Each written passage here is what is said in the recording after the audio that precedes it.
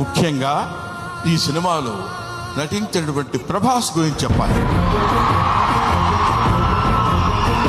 ఆయన ఒక ప్రపంచం గర్వించదగినటువంటి నటుల్లో ఒకడు ప్రభాస్. ఈ సినిమాలో ఆయన ఎందుకు అంగీకరించాడంటే, సినిమాలో ఆయన డబ్బు కోసం అంగీకరించలేదు. ఏదో ఈ సినిమాలో ఒక అద్భుతమైన క్యారెక్టర్ చేయాలని ఆయన అంగీకరించలేదు.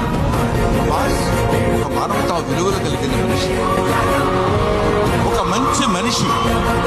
ఎవరైనా ఏదైనా చేజాపు అడిగితే కాదనేటువంటి వ్యక్తి కాదు ప్రభాస్.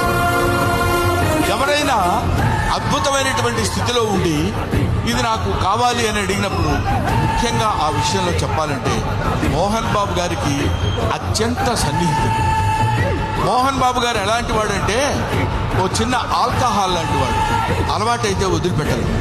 అలాగే ఎంతో మోహన్ బాబు గారి మత్తులో, మోహన్ బాబు గారి ప్రేమలో మునిగి తేలినటువంటి వ్యక్తి కాబట్టి ప్రభాస్ ఈ సినిమాలో చేశాడు. మోహన్ బాబు గారి ఎంట్రీ చూశారు కదా, అతను స్టీఫెన్ కూర్చున్నాడు, మ్యూజిక్ డైరెక్టర్.